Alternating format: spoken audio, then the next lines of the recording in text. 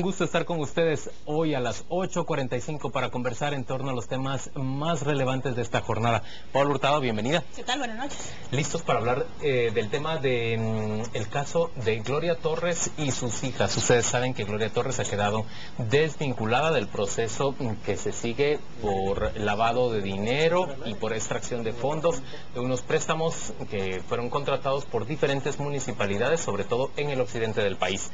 Para conversar en torno a este tema, hoy nos acompañan Manfredo Marroquín de Acción Ciudadana y está con nosotros también Roberto Alfaro, expresidente del Instituto Nacional de Fomento Municipal. Señores, gracias por estar con nosotros, bienvenidos a las 8:45 y Paola tiene la primera pregunta. Quizá para Manfredo Marroquín, buenas noches. Sí, exacto. ¿Cómo podemos entender esta resolución de la jueza en términos de la lucha contra la impunidad que se buscaba esclarecer con este caso de las comisiones que se pagaban para préstamos de municipalidades?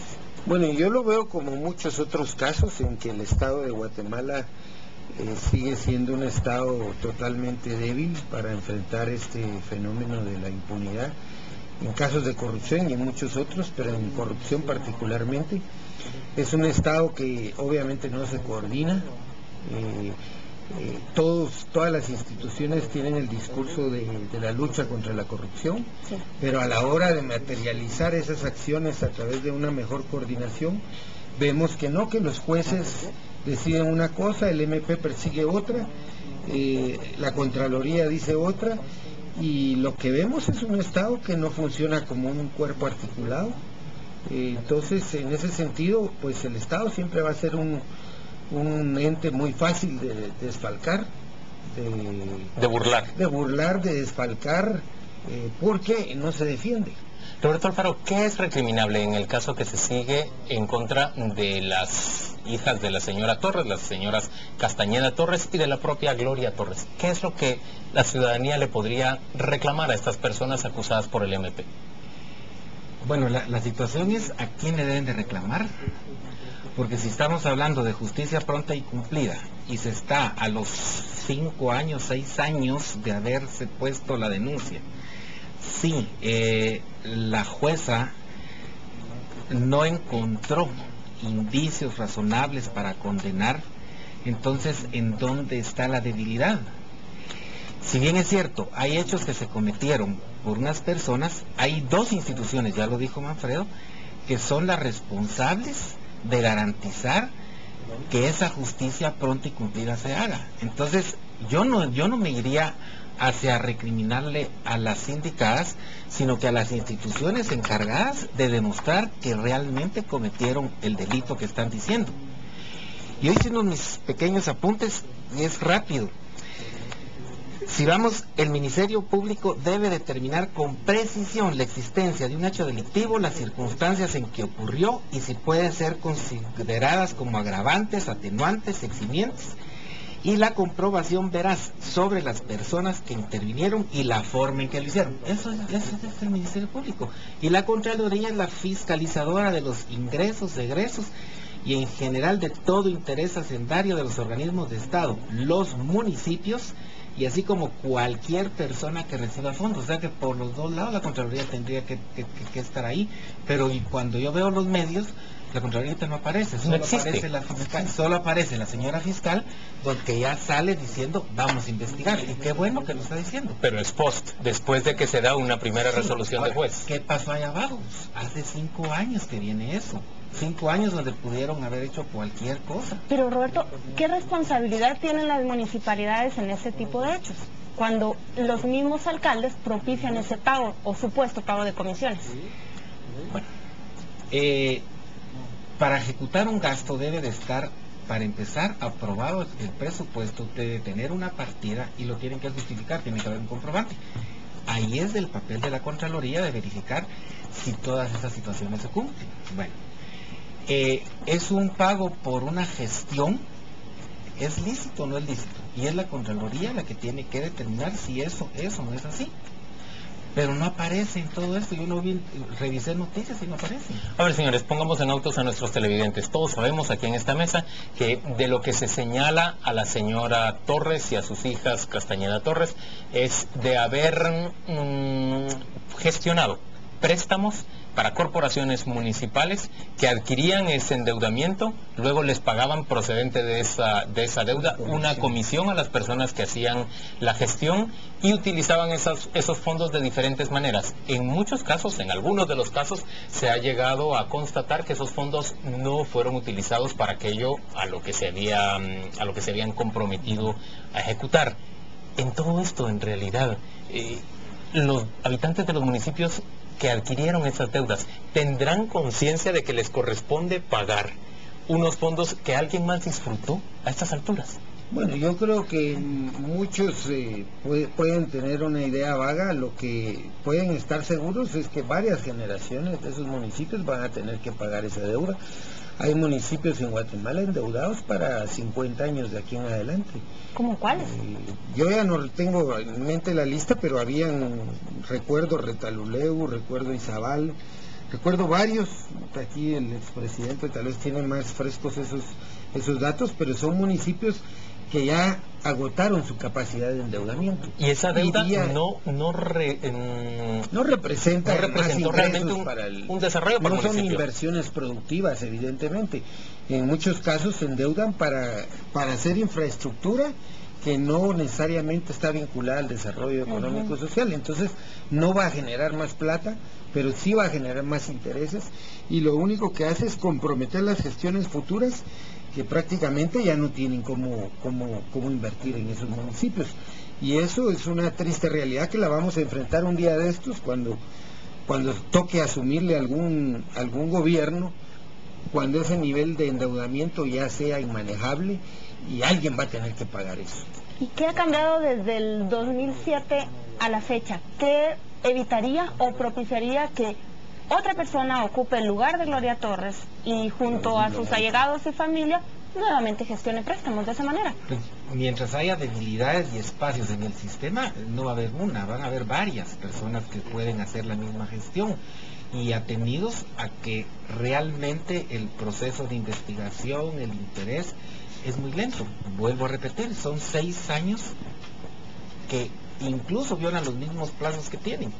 En cuanto al endeudamiento, la municipalidad que más largo plazo tiene es Coatepeque. El préstamo para el mercado terminal, que son 5 módulos, 2.500 puestos techados, 1.300 pisos de plaza, más los parqueos, etcétera. Fue un proyecto que financiado con fondos del BID y que se hizo una licitación pública internacional.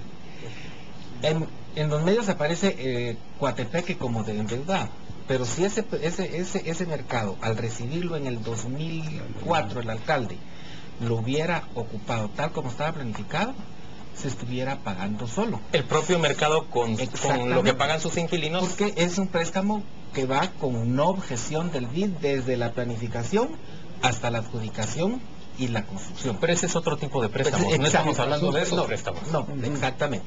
Pero hay otro tipo de préstamos, como por ejemplo en Puerto Barrios, donde en más o menos, creo que fue en el 2004, 2003,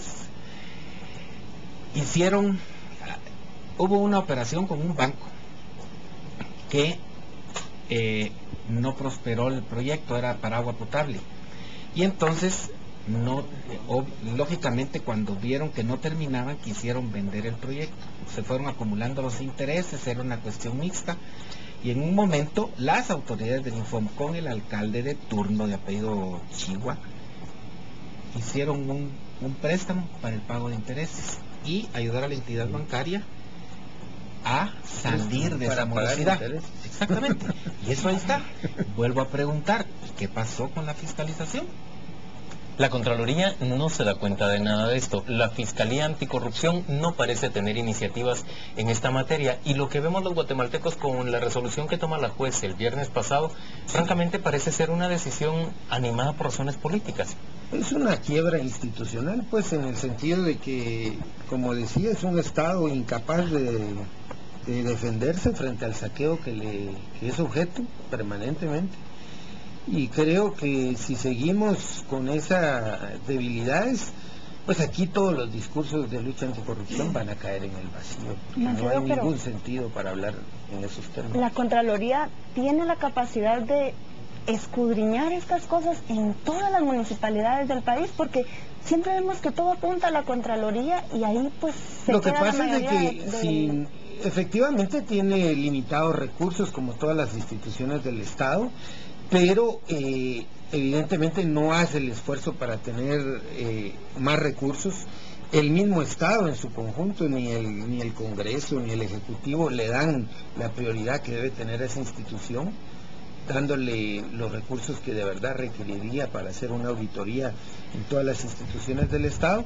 Y evidentemente entonces viene cualquier gestión de esa institución llamada Contraloría y se cobija sobre el tema de que nunca tiene los recursos suficientes porque no se le asignan, y es ese pimponeo eterno que hemos visto en el país siempre, porque nadie asume la responsabilidad de que aquí termine la corrupción. Señores, ¿cuál es ese punto de inflexión? ¿Cuál es ese momento en el que las instituciones habrán de decir se termina con la corrupción o empezamos una lucha real en contra de la corrupción? Que no va a venir de las instituciones, va a venir en algún momento de la gente, cuando la gente de verdad dimensione la magnitud del daño moral, físico, institucional, y de que un país no puede funcionar así.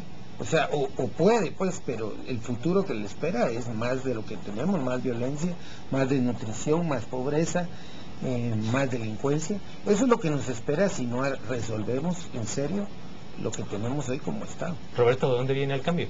¿De un movimiento ciudadano? Bueno, la presión ciudadana obviamente precipita las cuestiones, pero cuando Manfredo inició su intervención, él hablaba de la coordinación, y eso no hay. Y voy a poner un ejemplo real. Cuando se crea el portal de gobiernos locales en el Ministerio de Finanzas, el exministro Fuentes lo hizo con la intención de que se registren todos los gastos, exactamente los gastos, los ingresos, y que todo el mundo pueda acceder. Hay algunas municipalidades que hasta la fecha ni lo están reportando todo o lo reportan parcial. Pero si la Contraloría apoya ese esfuerzo, ahí tienen en ese lugar acceso a información que mensualmente se está dando, que dicho sea de paso, sirvió para, ya se erradicó aquel vicio, aquella corrupción de vender incrementos en el situado constitucional, porque ahora mes a mes lo que se reporta se calcula. Las cifras pueden ser constatadas. Ahora, ¿por qué no hay un apoyo o una coordinación? Yo recuerdo que en el año 97 y 98 hicimos un esfuerzo para las ejecuciones presupuestarias, la Contraloría, Finanzas y el Infom. Yo era el gerente del Infom en ese entonces. Y el 14 de enero, a más tardar, se tenían 327 ejecuciones presupuestarias en el formato autorizado por las instituciones. ¿Qué pasó? Lo abandonaron. Señores, el Congreso tampoco parece jugar ningún papel en esta materia. Bueno, yo creo que estamos llenos de comisiones en el Congreso que supuestamente deberían atender este tema, ¿verdad? Y hay una comisión de probidad, hay una comisión de transparencia, hay ¿De varias asuntos municipales? Institucionalidad. Sí. Instituciones hay. Sí, lo que no hay evidentemente es un ¿Voluntad? poco, obviamente no hay voluntad, porque si la hubiera algo se puede hacer. Y todos los conflictos, bueno, todos los escándalos estallan en la cara, algunos por su gran magnitud provocan algunos cambios en el sistema, mínimos, pero siempre estamos reaccionando a las crisis que provocan los escándalos que traen los casos de corrupción. Nunca somos proactivos para decir vamos a recomponer este sistema para que tenga más capacidad de defensa frente a la amenaza de la corrupción. Rápidamente le pregunto a Roberto Alfaro, ¿no viene el problema desde los que aspiran a ser alcaldes, desde las corporaciones municipales que o no tienen la información, no tienen la capacidad, no tienen la capacidad de manejar ese dinero? Bueno, partamos de que los requisitos para ser alcalde, para ser candidato, si los llenan, tienen el deseo de ser candidatos y no se les evalúa si tienen o no tienen conocimiento y capacidad administrativa, pero una vez asumen, ¿no hay una responsabilidad también de capacitación? Se capacitan, Se dieron capacitaciones antes de asumir, se dan capacitaciones después de asumir, hay un concurso de ofertas para entrenar. No es una cuestión de falta de aptitud. No. Vuelvo a mencionar las debilidades del sistema y los espacios por donde siempre se fue la gente. Y mientras estén con la certeza de que de lo que tomen les va a alcanzar para resolver los problemas y que les quede lo que jamás van a poder tener, lo van a seguir haciendo. Es demasiado grande el incentivo. Y mientras las poblaciones también pues no se molesten lo suficiente como para exigir que estas personas devuelvan los fondos y forcen también a las instituciones a que actúen de manera diligente. Señores, ambos, gracias por acompañarnos hoy a las 8:45. Hacemos una pausa comercial y volvemos dentro de muy poco para conversar en torno a esa iniciativa de ley de desarrollo rural y esa iniciativa también de un paquete de leyes de reactivación económica que ha sido ya anunciada para sustituir a la de desarrollo rural. Ya venimos. La primera entrevista fue presentada por